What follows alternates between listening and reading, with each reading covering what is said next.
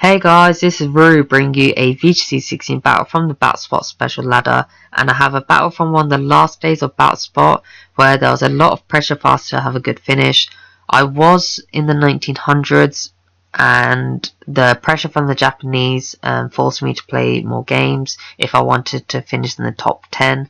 I haven't finished in the top 10 ever, but I have topped the ladder, and unfortunately, if I didn't play any more games, I would have finished first. So I'm really proud of that. But I did try to go for 2,000 points.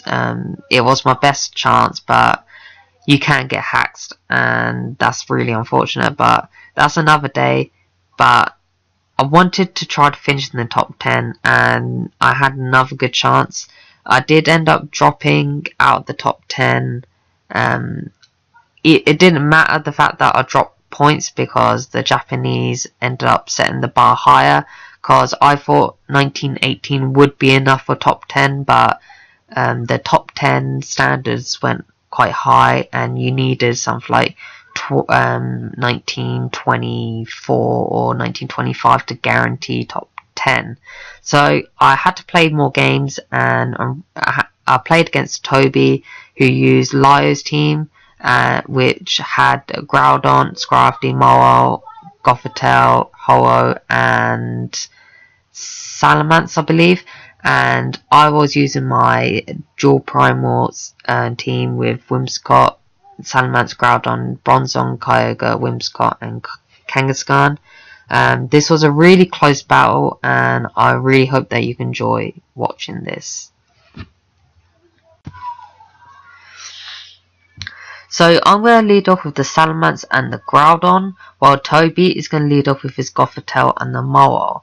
So I have a decent position, as I can just go for a Precipitous Blades and a Hyper Voice, but the Moa's Intimidate is really threatening, because even if I go for a Fire Punch and a Double Edge into the Gothitelle slot, most likely he's gonna be able to survive that, and the Trick Room is like inevitable. So they're gonna switch their Moa into the Scrafty, so they get another Intimidate off, and puts my Groudon in a really bad position. But I expected both the Gothitelle and the Moa to stay in, or the Moa to protect. So I went for a Hyper Voice, and it did a decent amount of damage to the Scrafty, and from the damage you can tell that they've got the Assault Vest. And I went for a Sword Stance, and the Sword Stance did cancel out both the Intimidates, which was quite nice. So the Scrafty is just going to go for a safe Fake Out onto the Groudon, so that they can set up the safe Trick Room. And the Trick Room is really threatening, because the Gothitelle's Shadow Tag and the Moa's Play Rough is obviously going to put my Salamence in a really bad position. I really expected them to call the Protect on the Groudon, because it was quite obvious, since Super Fang is going to do a lot of damage. I expected them to go for a Super Fang and Psychic onto the Salamence slot, but I just went for a safe Hyper Voice and Precipitous Blade, so it covered most options.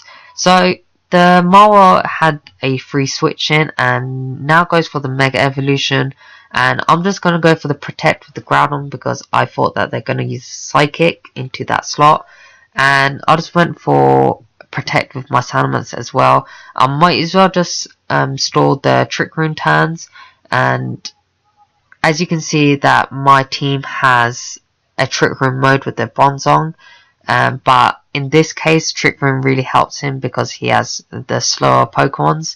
The Rock Slide plus the Psychic was able to knock out the Groudon. If I did go for the Protect on the turn that they use Super Fang, then the combination of the Psychic and the Rock Slide wouldn't have been able to OHKO the Groudon, and I would have been able to knock out the Moa and do a lot of damage to the Gothitelle if I didn't get the flinch.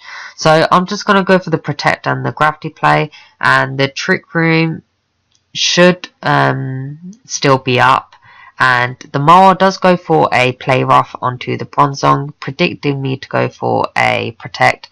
The trick room does end, and I'll just go for a hyper voice, and I got a critical hit against the the Gothitelle even, and that was actually quite clutch.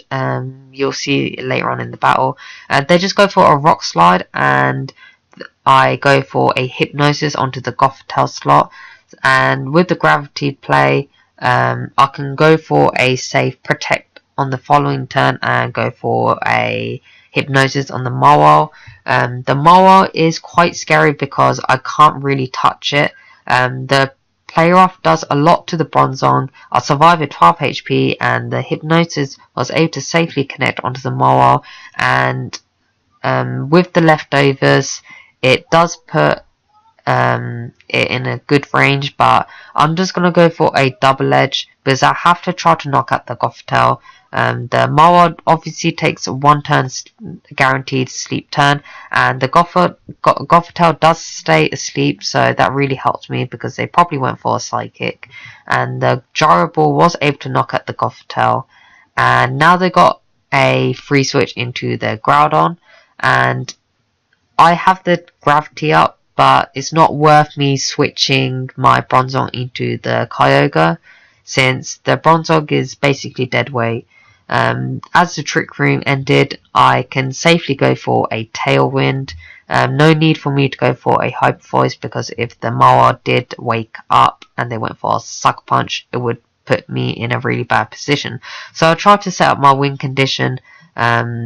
As you can't tell, since this is a replay, the battle clock was at a minute 30-ish roughly now, so, well, coming up, and I needed to connect both my Origin Pulses, because if I missed on either Pokemon, he could run the clock down and Toby would win.